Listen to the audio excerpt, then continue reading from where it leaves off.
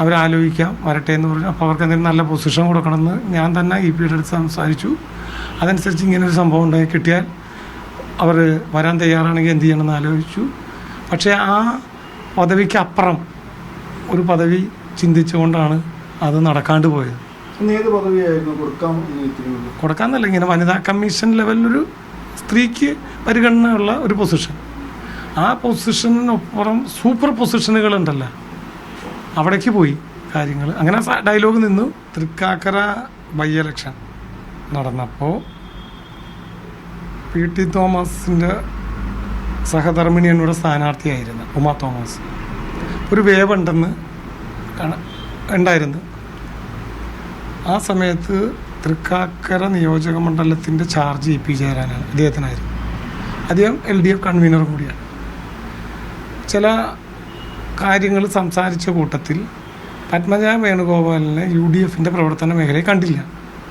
ബാക്കി KPCC president തൊട്ട് പല MLA-മാരും സജീവമായി ബൂത്ത് തലത്തിൽ പ്രവർത്തിച്ചപ്പോഴും കാണാണ്ടായപ്പോഴാണ് പത്മജ വേണുഗോപാൽ ദുബായിലാണെന്നറിയുന്നത്. ബന്ധപ്പെടാൻ പറഞ്ഞ് ബന്ധപ്പെട്ട് കഴിഞ്ഞപ്പോൾ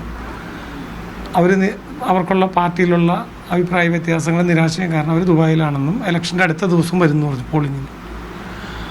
അപ്പോഴാണ് EP-യുടെ ഭാഗത്തുനിന്ന് നമ്മളുമായി ഈ CPM-മായി സഹകരിക്കാൻ അവർ തയ്യാറാണെന്ന് ചോദിക്കാൻ പറഞ്ഞു. അത് ആ ആശയം നമ്മൾ കമ്മ്യൂണിക്കേറ്റ് ചെയ്തു. EP-യും അവരോട് മിനിമം സംസാരിച്ചു. അവരാലോചിക്കാം വരട്ടെ എന്ന് പറഞ്ഞു. അപ്പോൾ അവർക്ക് എന്തെങ്കിലും നല്ല പൊസിഷൻ കൊടുക്കണമെന്ന് ഞാൻ തന്നെ EP-യുടെ അടുത്ത് സംസാരിച്ചു. അതനുസരിച്ച് ഇങ്ങനൊരു സംഭവം ഉണ്ടായി കിട്ടിയാൽ അവർ വരാൻ തയ്യാറാണെങ്കിൽ എന്ത് ചെയ്യണമെന്ന് ആലോചിച്ചു. പക്ഷേ ആ പദവിക്ക് അപ്പുറം ഒരു പദവി ചിന്തിച്ചുകൊണ്ടാണ് അത് നടക്കാണ്ട് പോയത്. കൊടുക്കാന്നല്ല, ഇങ്ങനെ വനിതാ കമ്മീഷൻ ലെവലിലൊരു സ്ത്രീക്ക് പരിഗണന ഉള്ള ഒരു പൊസിഷൻ. ആ പൊസിഷനൊപ്പുറം സൂപ്പർ പൊസിഷനുകളുണ്ടല്ലോ, അവിടേക്ക് പോയി കാര്യങ്ങൾ. അങ്ങനെ ഡയലോഗ് നിന്നു. ഇലക്ഷൻ നടന്നു. ഇലക്ഷൻ്റെ അടുത്ത ദിവസമാണ് പത്മജ അവിടെ നിന്ന് വരുന്നത് എന്നാണ്. അടുത്ത ദിവസം വന്നതായിട്ടാണ് എന്നോട് കമ്മ്യൂണിക്കേറ്റ് ചെയ്തതെന്ന്. LDF തോറ്റു. പിന്നെ കാര്യങ്ങൾ നടന്നില്ല. ഈ അടുത്ത കാലത്താണ് അറിയുന്നത് അവർ BJP-യുടെ ഭാഗമായി. അവരുടെ ഫേസ്ബുക്ക് പോസ്റ്റ് ഉണ്ടല്ലോ അന്നത്തെ LDF സ്ഥാനാർത്ഥിക്ക് അനുകൂലമായിട്ട്. പത്രവാർത്തകളുണ്ടല്ലോ മനോരമയിലും മാതൃഭൂമിയിലും വന്ന. അന്നത്തെ ബൈ ഇലക്ഷനിൽ LDF സ്ഥാനാർത്ഥിക്കെതിരായിട്ട് അദ്ദേഹത്തിൻ്റെ സഹധർമ്മിണിക്കെതിരായിട്ട് ചില കമൻറ്റുകൾ വന്നതിന് ഇവർ പ്രതിരോധിച്ചിട്ടുണ്ടല്ലോ LDF-ന് വേണ്ടി. ആ ഫേസ്ബുക്ക് പോസ്റ്റിന് ഞാൻ റിപ്ലൈയും കൊടുത്തിട്ടുണ്ടെന്ന് അവർക്ക് വാട്സപ്പ് വഴി. ഈ നിലയ്ക്കാണെങ്കിൽ വാങ്ങും അതിനെ, സംശയമില്ല. അല്ല, ഞാൻ പറഞ്ഞല്ല, ടോം വടക്കൻ കോൺഗ്രസിൻ്റെ വക്താവായിരുന്നു. ദിവസേന എന്നോണം അദ്ദേഹം കോൺഗ്രസിന് വേണ്ടി സ്പോക്സ് പേഴ്സണായിട്ട് നിറഞ്ഞു നിന്നിരുന്നു. അദ്ദേഹം BJP ചേർന്നിട്ട് ഈ അടുത്ത് 2 വർഷത്തിന് ശേഷമൊക്കെയാണ് അദ്ദേഹത്തെ ഈ കഴിഞ്ഞ ദിവസങ്ങളിലാണെന്ന് അദ്ദേഹത്തിൻ്റെ മുഖം കാണാനിടയായത്.